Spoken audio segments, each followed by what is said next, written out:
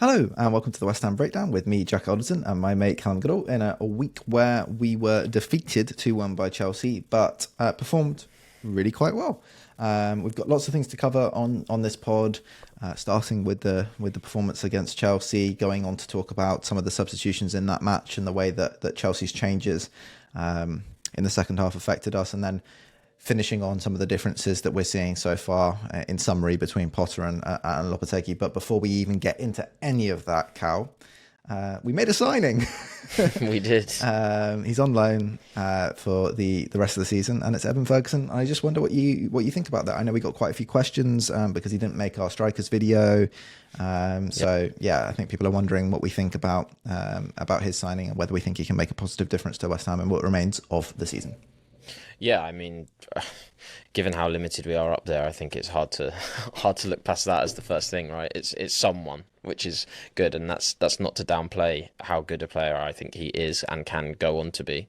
But yeah, I think it makes a lot of sense for a lot of reasons. I think the Potter factor is obvious. I think he was just starting to break onto the scene, I guess, before Potter moved to Chelsea, but in the start of that season he was very much a focal point and has established himself from there on in. So I think that's nice because obviously that relationship started and then kind of ended quite quickly because Potter left, and I think it would be cool to see them come back together.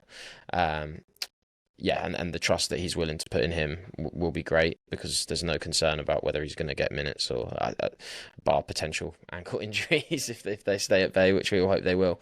And then profile-wise, I think also it makes a lot of sense. I think when we were looking at the sort of striker we wanted for a Potter system, it was actually quite difficult because there's about 3 different types you could go for. It's like, do you want the focal point 9? Do you want the false 9? Do you want the sort of in between? And I think in between is probably where I would land in an ideal scenario because it gives you the option to do both. And I think Ferguson has that. I think he's shown a lot of capability in terms of dropping deep, linking up with the midfield, dropping and then spinning as well. Not necessarily carrying at pace towards, but dropping and being able to thread a ball through, which I think will be really good for the likes of Bowen, Kudus, Somerville when he's back. And then also I think, as I say, he can do the box stuff. He's very good at sort of picking up pockets of space, particularly in the box or around the edge of the box. And then when he does get it, he's one of the most laser sharp shooters in the league when he's fit. I think he was actually the best finisher in the league in terms of, or the best accurate shooter, I should say, in terms of getting 60% of his shots on target. There was no one that trumped him in that regard. So yeah, the sort of player we've really needed. Someone that can come in and do a bit of everything, and then out of possession as well. Obviously, Potter, we've spoken about it on the pod before, when he was at Brighton, was responsible for putting up some of the or the highest pressing figures in the Premier League when he was there.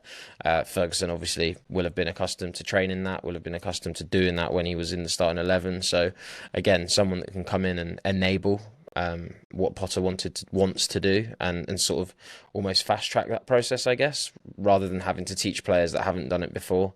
There's someone coming in to lead from the front and just straight away slot into the tactic, which I think is really good, particularly given the strides that we've made already towards playing Potter's way. I think we've both been quite surprised by how quickly the team have picked it up, given sort of how stark a difference it is from Moyes and also Lopetegui. So bringing someone in that looks like he's ready to do that and provide is great. And also just a high volume shooter, which is always really fun in a striker. Is I think someone, when the chances are few and far between, a striker that comes and as soon as he gets on the ball wants to shoot but isn't wasteful, I think is a definite benefit. So yeah, feel really positive. I think the only caveat which people will expect us to talk about is the nature of the deal, and I do have some question marks about that, I have to be honest. I think the idea of a 6-month loan, we don't know if there's an option to buy, it's always a bit dubious because are we just marketing someone else's player? But the position we're in, I think we have to hope that the club will have thought about that and thought we'll buy him in the summer if he's good enough. And yeah, ultimately, if he can come in and do a job for 6 months, then we're all going to be grateful regardless. Yeah, I think in terms of the loan deal, I wonder also if it's worth considering that we've got quite a lot of talent in the wide areas, and some of that talent we may want to sell in the summer, or at least we want them to come into the following season in good form. And I think asking them to do kind of a striker shift here and there and then playing off someone who's not really a striker has probably hindered all of those players from having their best form this season, and putting a proper number 9 up top at the top of the pitch. Might actually help someone like Mohamed Kudus, who hasn't had his best form this season, refine some more quality form, which is great for us either in the summer transfer window if teams are interested, but then also if he does stay going into the following season, where he could re-cement himself as as one of the most important players in the squad. He has remained that this season, but he hasn't performed to the same level this season. And obviously, I think it's an important part of what we want to do going forward. Is we're not going to compete for Europe this season, but we have a kind of squad where we should be competing in and around the European positions. Really, I think we have enough quality in the right areas to be at that level. I think where we maybe got it wrong coming into the season is we don't really have enough legs in midfield to compete at that point. In that region of the table, but I think in other areas, particularly in the wider areas, particularly at centre-back going forward beyond this season with Kilman and Todibo, should be enough quality there. I think Wan-Bissaka comes in as a player that can play at that European football level, has done it before. So yeah, I think there's enough quality in the squad to do that next season, and I wonder if it's also about basically getting players in the right kind of space, getting your players in the right kind of form to go away for the summer and come back at the level that we expect them to be at the start of next season. And hopefully Ferguson will help them do that. It's not just about having a 9 that's going to score a few goals for the team. In terms of him as a player, is it fair to say, and tell me if it's not, but is it fair to say it's kind of like having what we were hoping to have with Scamacca without the dual weaknesses? Yeah, 100%. If we were going to completely simplify it, it's a big man who can do the technical stuff as well, and I think that's it. It's not as big as Scamacca. I think I'd say Ferguson's bigger in sort of almost aura. Yeah, he's just big, like he just carries himself well, carries his physique well, and uses it effectively. Whereas I think Scamacca was tall, but actually didn't really use his body particularly well, which was a bit of a disappointment for all concerned, because I think the assumption naively was that, he's 6'5", he's definitely going to be able to handle the Premier League, but with no account for how slight he was and how little contact he likes to take. Whereas I think Ferguson is definitely more of the sort of bull in a china shop sound, kind of makes him sound reckless, but you know what I mean, sort of just a bundle of physical energy, not dissimilar to how Antonio used to be in terms of going shoulder to shoulder with strikers. Yeah, I think for all of those reasons, I think he'll make a positive impact for us in what remains of the season. One other player that we should talk about before we move on to the game very briefly is James Ward-Prowse, also returning from his loan at Nottingham Forest, and we'd covered him on Extra Time, which we do in the second half of the show. I talked about some of the positions that I think he could play. We've done everything backwards this week. Usually we do this show and then Extra Time afterwards, but Extra Time's happened before, and obviously if you want to listen to Extra Time where we talk about individual performances, James Ward-Prowse and of course Tim Steiten, which is the other major news that's happened in the last week, then please do head over to patreon.com/Analytics United, where you can get a 7-day trial for free and listen to all the stuff that we do over there, watch all the stuff that we do over there, and if you like it, you can stick around, and we'd love to have you over there. But Cal, just briefly, because of course you're not on Extra Time this week, it's just Charlie, myself, and Darcy. I just wanted to get your thoughts on Ward-Prowse and whether you think he can help us out in what remains of this season. Yeah, I don't see why not. I think at the very least he deserves to be given a chance. I think he was almost thrown out, really, in the summer. It was made very clear that there was not really a space for him, and I think a lot of people, as the season went on and our midfield woes were exemplified, I think we're a bit confused that surely Ward-Prowse could have offered us something that we don't currently have. And I think under Potter, it's not a perfect match, but I can see why he would have interest in bringing him back. Energetic midfielder that has a real good engine, is capable of getting up and down the pitch without really stopping. He's not fast. He's not a dribbler in the way that someone like Banzuzi, who was linked, is sort of that energetic presence, but with a bit more of technical prowess, a bit more aerial prowess. But what he doesn't offer in that regard, he does offer in set-piece delivery, and I think it's been okay recently, but that's probably because Cresswell's been in the starting lineup. Eventually, he's going to be phased out when players come back, and therefore, by introducing Ward-Prowse into the mix, you don't have that drop-off. And I think when goals haven't necessarily been consistently provided in open play this season, I think introducing someone, as we know, who can deliver a set-piece like James Ward-Prowse, when you've got the likes of Souček, Kilman, Ferguson now, all on the pitch, likely, I think it's a real weapon to have. As all the teams are starting to be more and more competitive and the gaps are fewer and far between, it's all about marginal gains, and I think there's probably no one better in the league still from those situations than Ward-Prowse. So an asset to have. Yeah, I think that's something that Potter's clearly focused on as well, and maybe was disregarded a bit too much under Lopetegui, was like the other ways in which you can score goals, and I think we've used our press as a way to score goals, Yeah. and I think we could see us using set pieces more effectively under Potter as well to score goals. And it's not that we didn't score goals from set piece situations under Lopetegui, but it very much felt like almost kind of a law of averages thing. It was just we won so many set pieces that eventually a few were going to go in. It wasn't necessarily that the quality of the delivery was always particularly reliable, or the quality of the movement in the box, or the blocking, or anything like that was particularly creative as a way of generating chances. Whereas I think with Ward-Prowse coming back in, you can be more confident of that quality of delivery, and I think we know we have the quality of player in terms of attacking those balls into the box. Also, a competent presser himself. Sorry to cut you off. Precisely fits into those two areas that have been clear areas of focus. Well, at least one of them has been up to this point under Potter, and I expect the other one to become more significant as well as time goes on. I really like some of Cresswell's deliveries in the Chelsea match as well, which we can move on to now. Perfect. Cal, what did you think? Because obviously it's a loss, and it's a disappointing loss, because I think we did a lot right in the game, and probably felt that, I'm sure Chelsea felt that they did enough to win it. I'm sure we probably feel that we did enough to get something from it. How did you feel afterwards? Gutted probably is the right word, I think. I think a lot of fans probably, understandably, I think will have felt disappointed, A, because of the result, and B, because it was unjust for various reasons. An own goal always feels a bit unjust because it's like, oh, sucker punch, and then obviously the referee and stuff, which I don't even think we really want to get into too much, but there's obviously controversy there. But yeah, and I think for those reasons it felt unfortunate, because I think we were good for something. I think also in Chelsea's defence, I think I think a draw probably would have been okay result. I think they created enough to get something as well, to be honest, but not really enough to win comfortably. But yeah, it was a shame. I think some West Ham fans will have felt that it was probably a bit passive, and maybe we were on a route to a hiding almost by sitting off so much. But as we'll come on to, we're going to break into the sort of tactical nuances and rationale for that, and I think we're both aligned on where we stand on that, so I won't break into that just yet. But yeah, I think gutted is probably the right word, but also proud. I don't think it was a drubbing. I think in terms of quality disparity, on the day, like the players that we had available versus the wealth of talent that Chelsea have available, and they didn't look like that much better than us at all. But if I think for long stretches of the game, they didn't look better than us at all. I think they were very competitive in the game throughout it, really. Yeah. No, I completely agree. And I think that's kind of, probably those two things in combination, right? Like the fact that you left feeling proud but didn't get the result is why you leave feeling gutted. It's the combination of the two.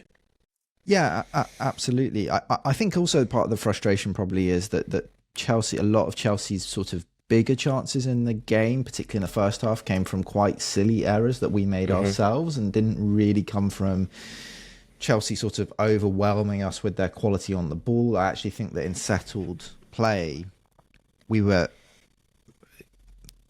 almost faultless for a lot of the game defensively. I think we were really, really impressive as a unit defensively against them.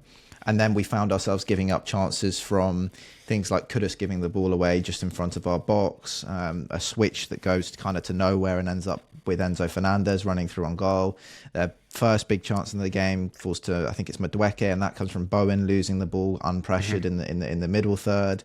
Then even late in the game, some of the big chances ended up coming from things like Andy Irving lost the ball a couple of times in the second half. Again, not under huge pressure, just loose passes and stuff like that. And I think it's probably quite frustrating to come away from a game where I'm sure the group will feel like they played really well defensively, but then they almost made enough mistakes with the ball in the match to create enough for Chelsea to feel that they did enough to win the game, and enough for Chelsea to get momentum in points of the game where they probably wouldn't have otherwise. You know, if we're coming away from some of these Chelsea attacks and defending, not conceding anything, not even conceding shots, and then we keep the ball when we're transitioning rather than giving it away, then I think the game looks different. Whereas at some points in the match, I think we almost killed our own momentum by making, silly errors, which gave Chelsea a little bit, the crowd a little bit, something to hang on to, some kind of feeling that they were going somewhere in the game that probably wasn't there otherwise in settled play.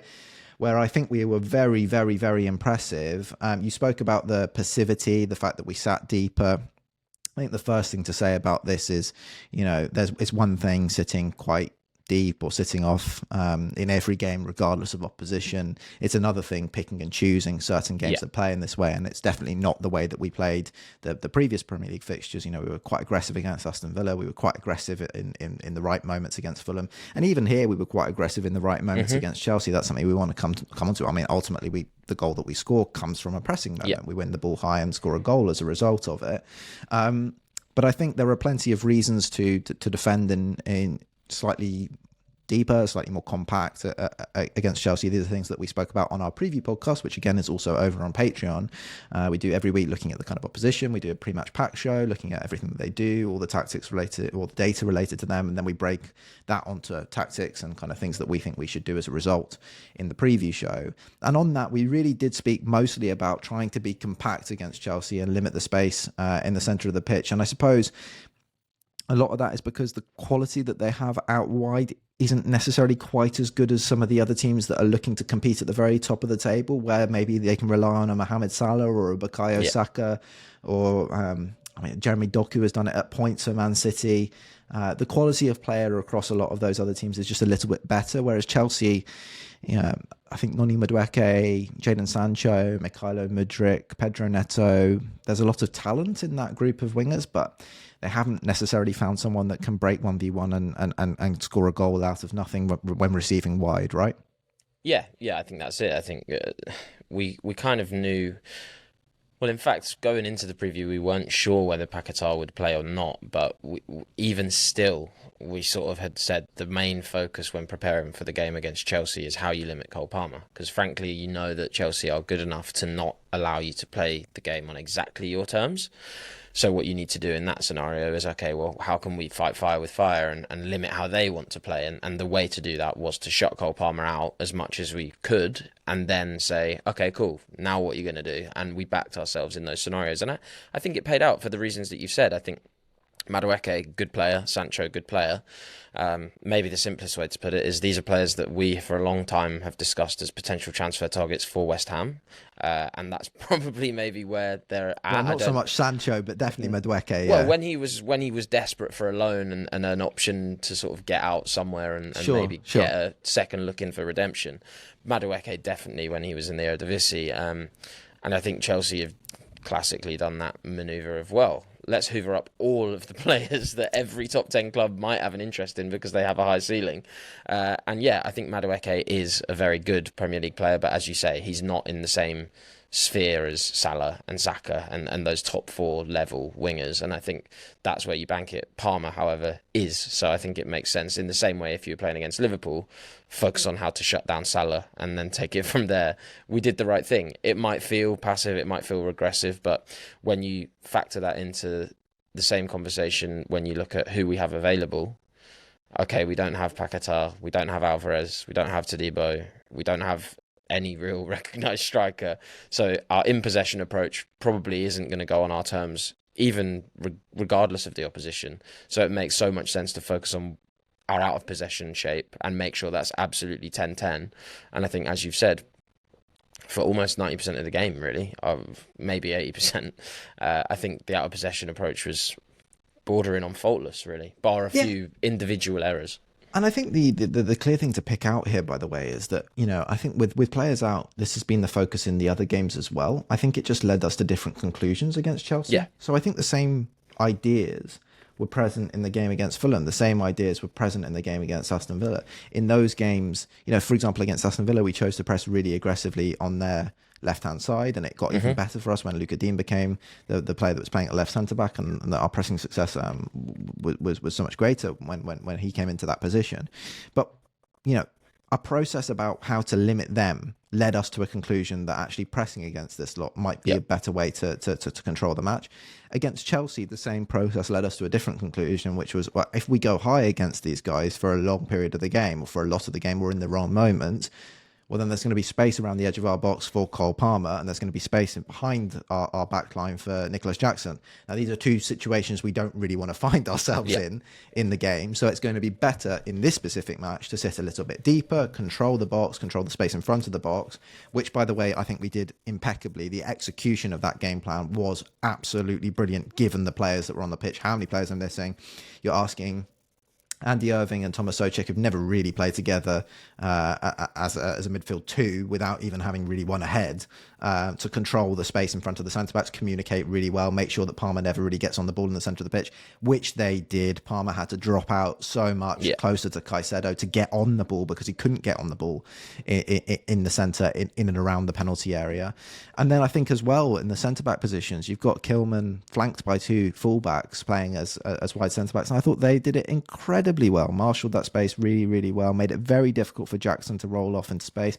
First 20 minutes, a few balls over Cresswell, a little conversation after the third one between Kilman and Cresswell didn't really happen across the rest of the match. Timing was a little bit better on that side. And I thought we actually managed the spaces that Chelsea tried to exploit with that kind of diamond. They go from a 3-box into a 3-diamond. A lot of teams in the league playing a sort of 3-2-2-3, which we would call a 3-box 3. They kind of do it as more of a 3-1-2-1-3, so more of a 3-diamond 3, where Palmer can get a bit of a free roll at the tip, sort of playing as more of a number 10. An out number 10, not necessarily playing as one of two sort of wide 10 positions like a lot of other teams like to do. And I thought that asked us some difficult questions. The spaces between our wingers and our wide centre-backs were stressed at points in the game. Probably managed it slightly less well on the right-hand side between Sofal and Kudus. Not sure that communication was quite as strong on that side about when to go, when to drop. But on the other side of the pitch, I thought we were really, really impressive. Cresswell and Soler, really good relationship, limited the space. Never really saw Enzo Fernandez turning in dangerous space as a number 8, being able to be active in the way that he wants to be. And if you're going to concede space to anyone on the pitch, this is something we spoke about in the previous matches, much the same way. Where do you concede the space? You concede it to the weakest players in the opposition team, and we conceded it really to Jadon Sancho, who wasn't really able to do anything with it. It was, and he was 1v1, which was the most advantageous position anyone got into.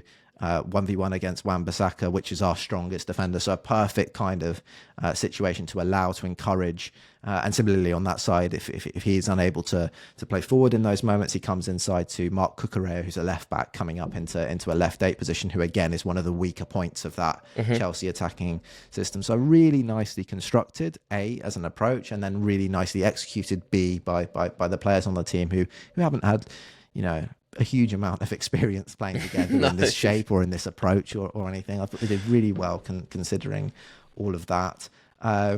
Maybe the last thing to speak about would be those pressing moments where I think we should give a little bit of praise to Soler, to Kudus and to Bowen, because it was difficult, really difficult in this game to detach from them, particularly for the two wide players, for Soler and Kudus, to detach in the right moment from being connected with the wide centre-back, being connected with the midfield and trying to limit the space for a Cucurella, for a Fernandez, make sure that Palmer can't drift out into one of the wide spaces and get on the ball.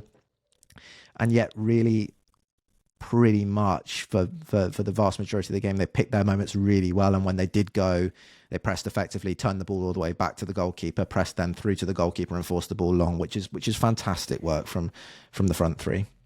Yeah, I was really, really impressed. And again, it comes back to what we were saying right at the top of the pod about how quickly some of these players have picked up concepts that, not alien, but certainly unfamiliar, I would say, in certainly in this regard. Really pleasing. I think I looked at the numbers and it was something like we forced 5 high turnovers against Chelsea, who, despite playing low for a lot of the game, which is lovely to come away with. And also against centre-backs, like we spoke in the preview about how Colwell's a pretty press-resistant left-footed centre-back, and we still were able to scare him into giving us a goal. Giving us a goal, basically. And I was going to say an unforced error, but it was very much a forced error, and that is really impressive. And like you say, I think that the main point is the intelligence it takes to do that in a system where you're kind of almost in no man's land as the part of the front three, where it's like, okay, well, we are kind of being tasked with setting off, but Potter wants me to be able to spot the moments on my own of when I should go, and is giving me the trust to do that. And I think they did a commendable job of it. I think it's something that Potter spoke about before he even arrived at the club, was about not overloading the players with tactics, just giving them an idea of what he wanted to see, like what the end goal was and what some of the means to get to the end goal were. But to an extent, once you're on the pitch, your understanding of what I want to achieve should then inform the decisions you make on the pitch, and I'll give you the freedom to do that. And when you do it wrong, I'll tell you how you can do it better, but I'm not going to sit here and like militantly guide you through every step that you take. And I think that is really impressive in such a short space of time for them to clearly already be buying in and starting to grasp a real understanding, even in a complex game like this where it was passive but still aggressive, which is, always a very difficult thing to do.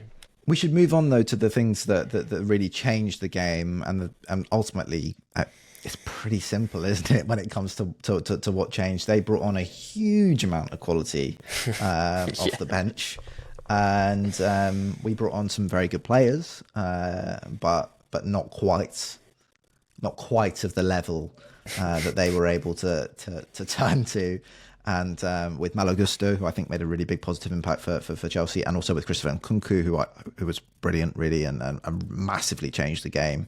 I think that's really what started to turn things in Chelsea's favour in the second half. Yeah, I'm glad you picked those two out. I think for me, Gusto was probably the biggest game changer, just because I think he forced... I think the left-hand side compared to the right-hand side for us was probably struggling more anyway, but I think that's just a personnel thing, right? Emerson and Cresswell compared to Sofal and Wan-Bissaka in a game like this, it is going to be more challenging for them. And then as soon as Gusto came on with those legs, and he just offered even more in behind threat, but also could tuck inside and just making them second guess at a part of the game where they're already tiring, and just an incredibly difficult task. I think he was just able to be a bit more aggressive than James was able to be with the ball. And by pushing a little bit higher on the inside, I think he stressed a little bit more Soler's ability to go 2v1 with Emerson on the winger. So he's having to maybe hold a little bit narrower, which opens up a clearer 1v1 against Emerson, which we don't want quite as much as we're happy to invite a 1v1 on the other side against Wan-Bissaka. And I think that was also helped by the fact that where they'd been really rigid initially with Cucurella on the inside and Sancho on the outside, when Nkunku comes on, they start to rotate the two, and then Nkunku can go to the outside or come on the inside, and then Cucurella can then become the sort of width holder. And I think that caused more problems for our right centre-back. So, Sofal was playing that position, and I think where previously up to that point in the game, you're kind of happy to give Cucurella that extra half a yard and say, I'm going to stay connected to the other two centre-backs. And if Cucurella turns in the space, I think I can get to him quickly enough to make a tackle before he can kind of dribble me or find a pass into Jackson. Whereas when that's Nkunku now in the second half, who did a really good job, by the way, of just hanging out slightly deeper than Cucurella had been. The gap's a little bit elongated. The player's probably slightly higher quality, a bit better. Well, slightly, I say quite a lot higher quality in those tight spaces. You feel a little bit more nervous as the defender. If I don't go aggressive here, he might dribble me. He might find a pass through. And then we start to see situations where Sofal's kind of getting pulled out of the defence a little bit too much, and possibly getting into these situations where he's kind of standing between the back line and the midfield, or kind of more even in the midfield, but not looking entirely sure about where he wants to be. And obviously, if he comes out to the midfield, then Kilman has to kind of step one across, Cresswell has to kind of step one across, which leaves Emerson even more isolated on the other side, 1v1 with Neto. So I think the changes for Chelsea worked really well in combination to kind of manipulate our defensive structure a little bit more than they'd been able to up until that point, make us a little bit more uncomfortable and cause stresses for probably the weaker players in the back line. And ultimately, I think that's what forced the change to bring, because this is what creates the first goal, right? I mean, it's Sofal having to come higher that brings the back line across, that buys Neto the extra second on the ball to whip across him, which is also helped by the fact that Gusto's more aggressive, so Soler can't cut off the cut back and cross, right? Like check back inside and cross. It leads to the first goal, which then produces our substitutions where Emerson comes off for fresh legs in the 1v1 duel with Skulls, and Sofal comes off for Mavropanos, who, kind of his whole thing as a centre-back is I can go out aggressive into the midfield and I'm perfectly comfortable with that. I'm going to go really aggressively. I'll limit the space for Nkunku. And that's what he was brought on to do, and you could see that he did that job straight away. So as soon as he comes on, I think his first action was pretty much to charge out of the defence and try and turn Nkunku around, which he managed to do on the first occasion. But I think then what we see after that is maybe the drop in quality that we got from those subs and maybe some of the other subs that followed. And then also Mavropanos, just as an individual performer in this game, really struggled. And it just felt like we weren't quite able to get up to speed in time before the second goal happened. And then when the second goal happened, we were in a really difficult position to try and get back into the match. Yeah, and I think the only player we've not really mentioned for Chelsea by name, but again, I think was arguably as impactful was Mark Guilherme. I think Nicholas Jackson, good player, good in behind, and in a game where our defensive line was quite comfortable to sit so deep, I think he was rendered somewhat ineffective because we just didn't give him the space. Whereas as soon as Mark Guilherme comes on, a bit more of a jeweler, a bit more of a physical presence, all of a sudden the fullbacks that are playing wide centre-back, who were okay just about handling the Jackson thing from a physical point of view, all of a sudden they're having to contest aerials with a 6'2" striker, and that's not really ideal. And you've got Kilman in there trying to do as much as he can, but ultimately they've got enough players with good enough delivery to mean that it stays away from Kilman every now and then. He's also forcing the defence deeper, right? Like whereas Jackson might want to, we talk about him as an in-behind player, but often that's enabled by him operating maybe slightly deeper as his starting position and trying to pull the defenders up so that he can then spin in behind.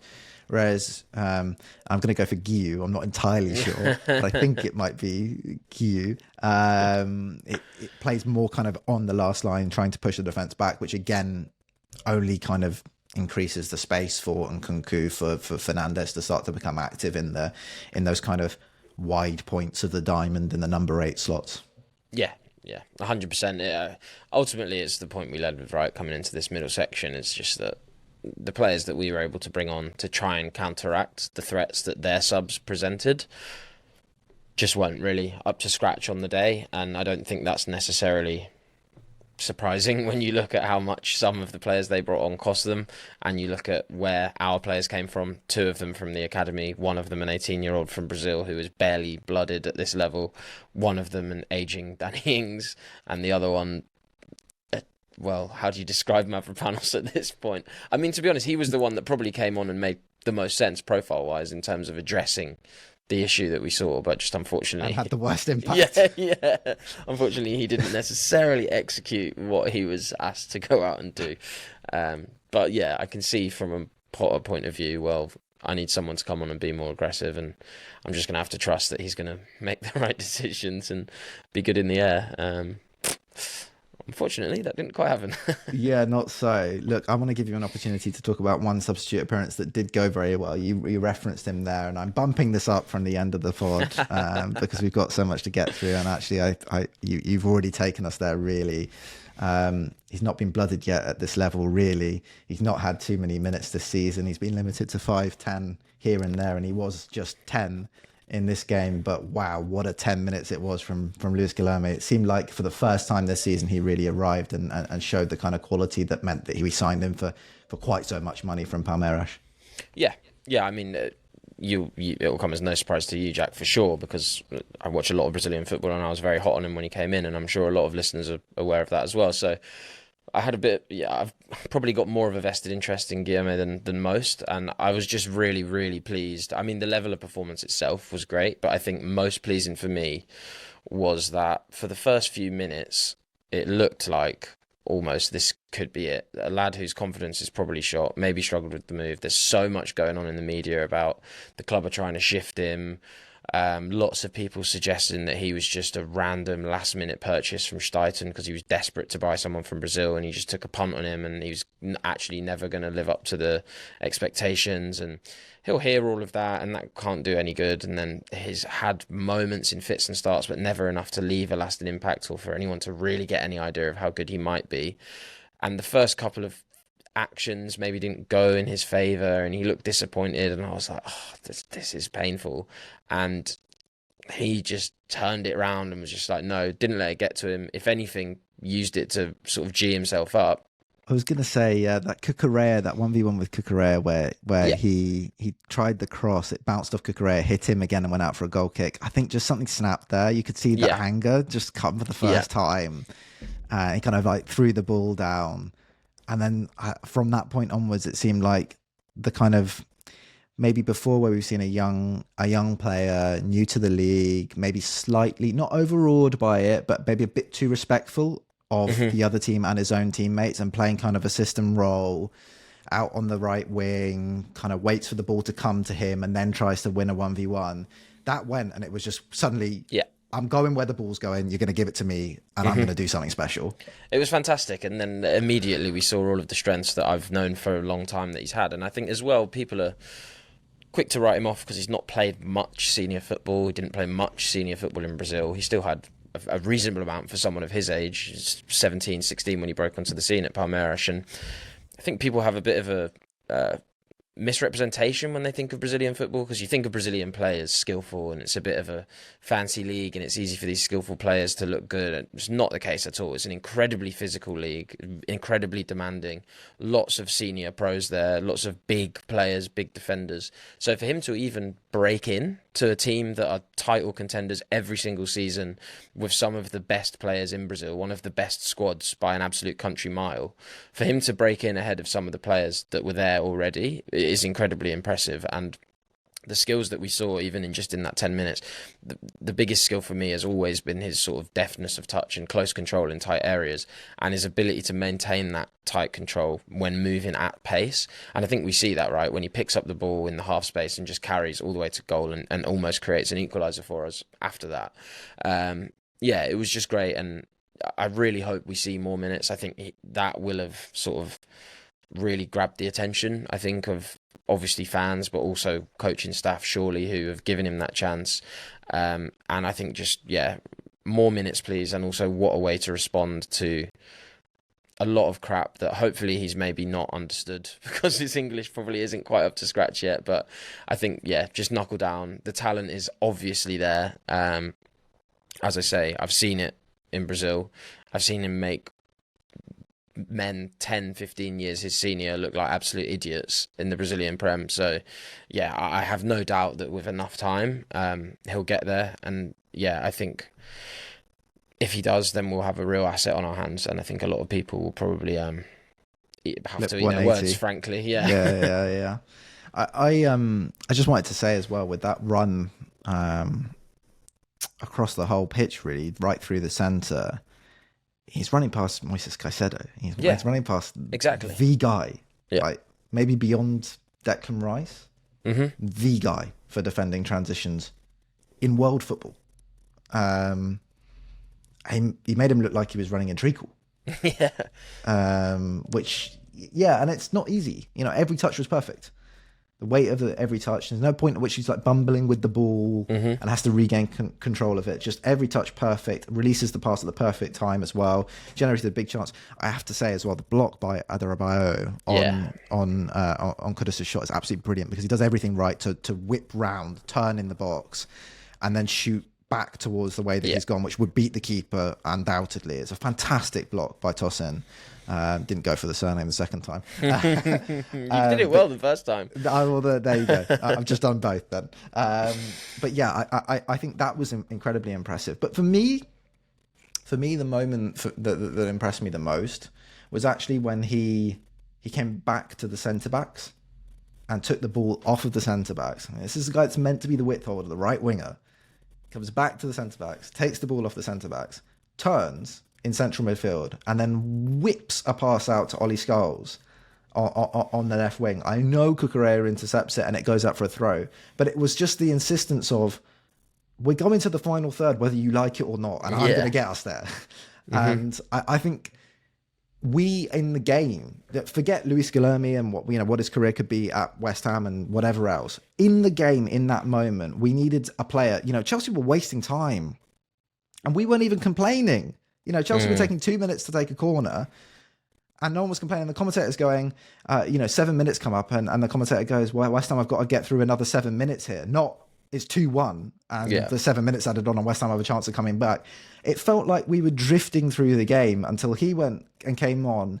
And again, not just about him and his career at West Ham. In this game, we need urgency. We need a bit of urgency here. And we've got enough here to get something out of the game, got enough quality.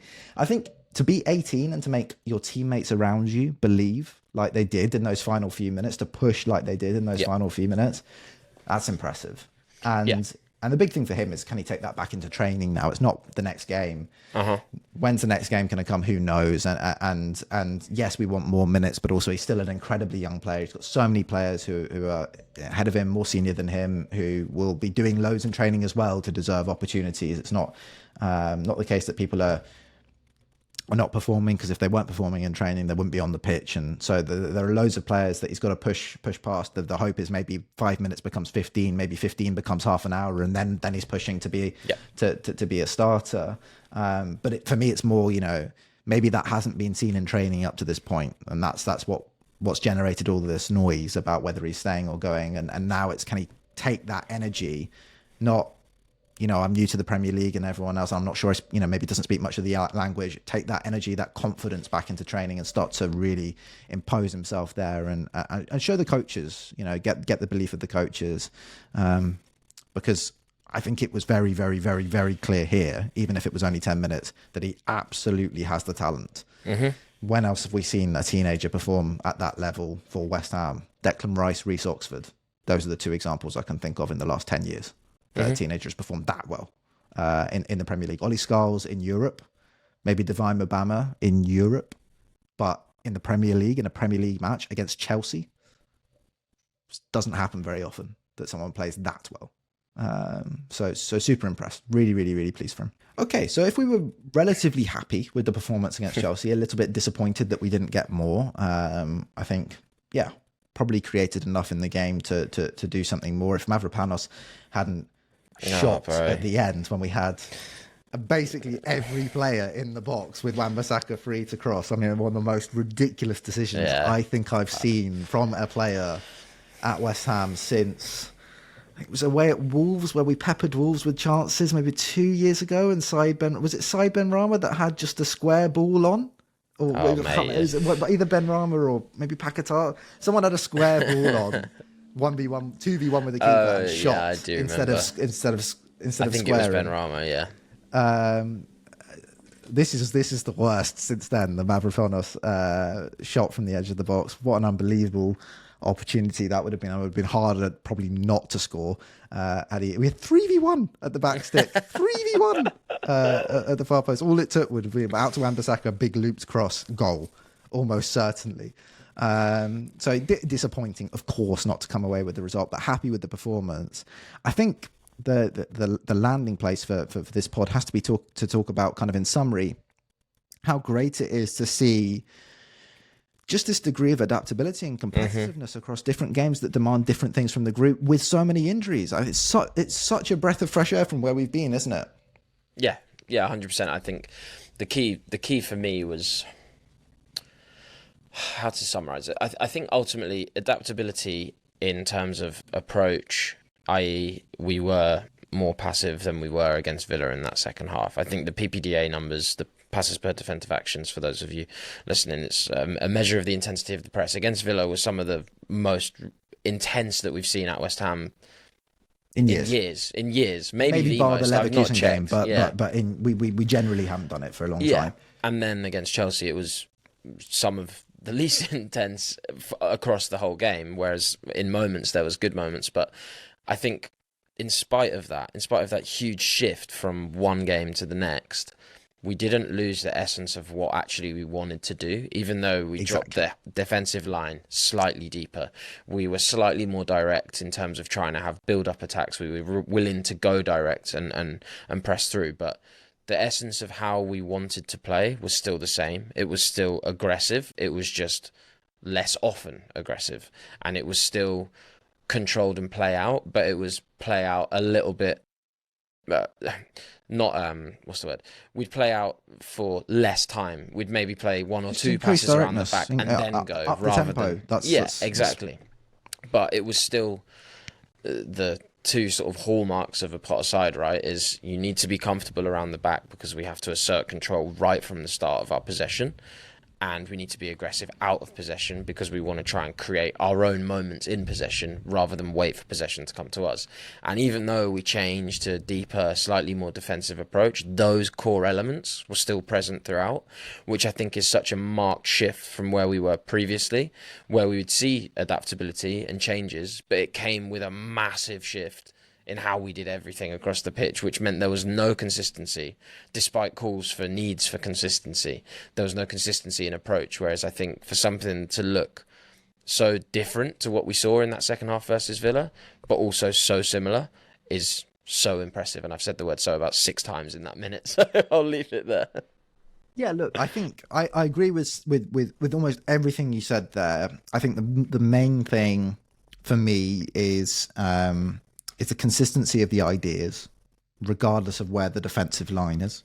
And that's so important because it's about developing rhythm as a group. So when we pressed as a team, we pressed in the same way. So, when we talk in the Villa game about Soler coming all the way in off his flank to help support the press and make sure that they couldn't play out, in the Chelsea game, bar one moment, that really worked very well for us. We had Soler coming all the way inside, Bowen and Kudus being a little bit more aggressive, Soler providing that extra support, maybe against a Fernandes or a Caicedo, then Emerson up, Wan-Bissaka up, and then one of the midfielders also coming up to help support the press. So really clear, consistent ideas from the two games, except one is starting much closer to our own goal, and the other one is starting much further away from our own goal, but very much the same kind of ideas mapped across 2 different fixtures, just changing different things about where the lines are and where you engage on the pitch based on what the game requires because of either the opposition's quality or our lack of quality, based on obviously who's available for each team, and then also based on the emphasis in the match itself. So where are we strong, where are they weak? And again, we talked about that at the top of the podcast.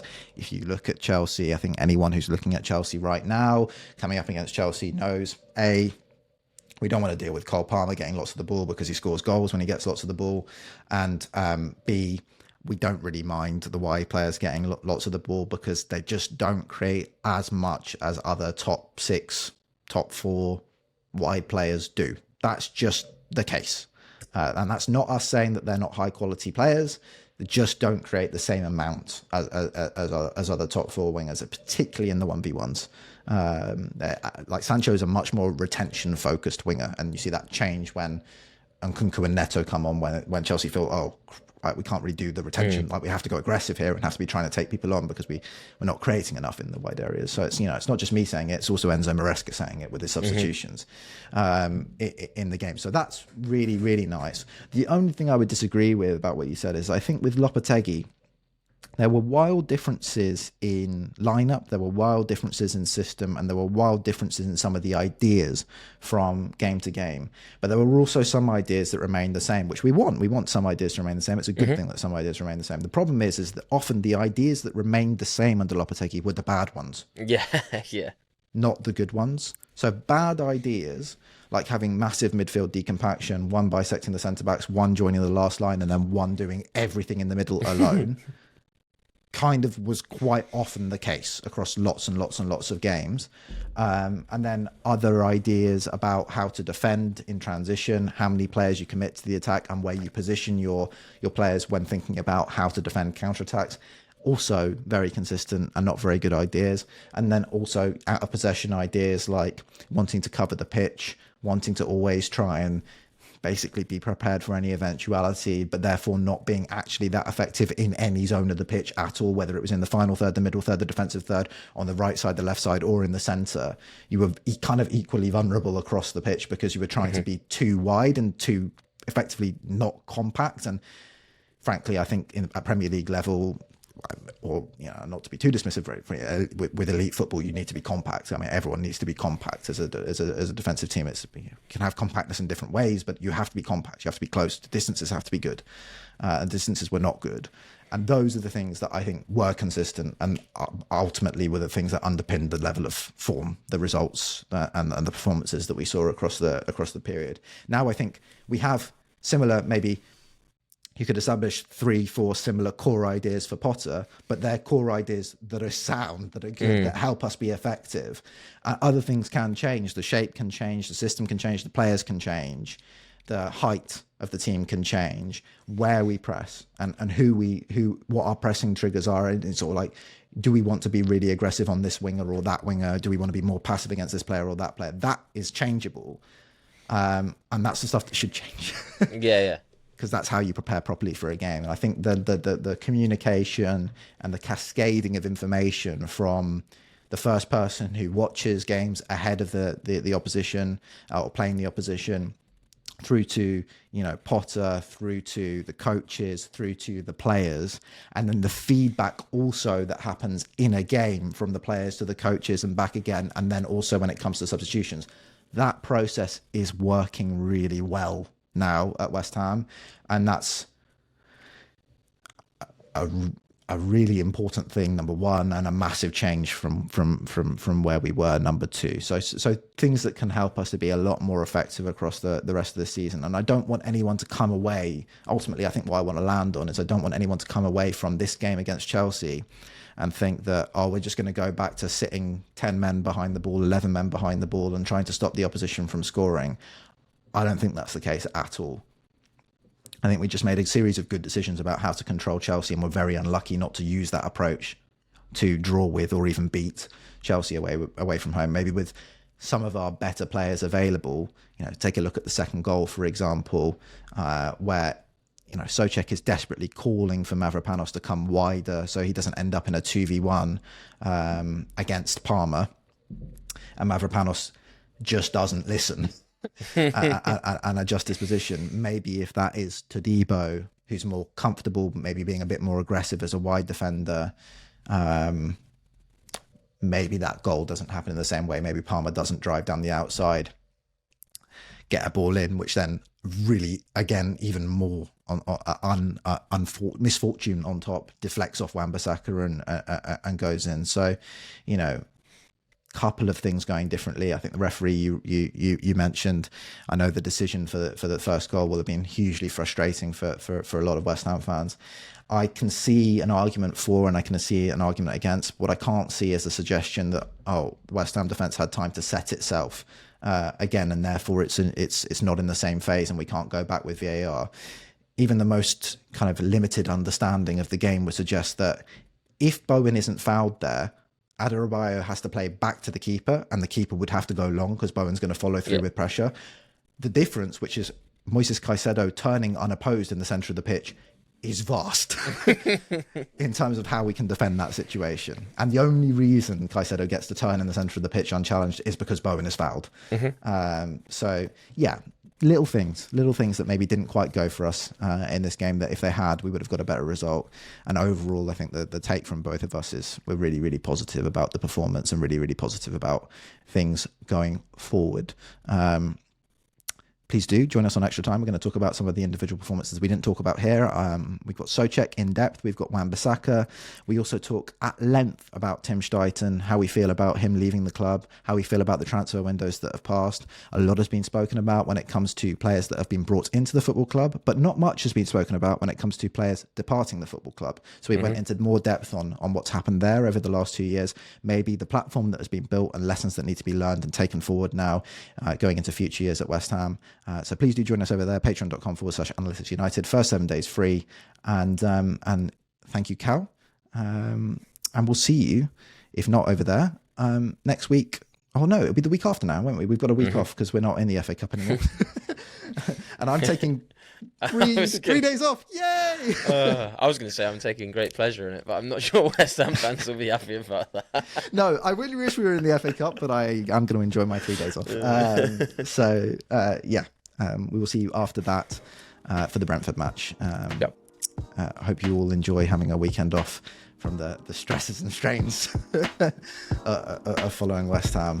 Thank you for listening, and see you then.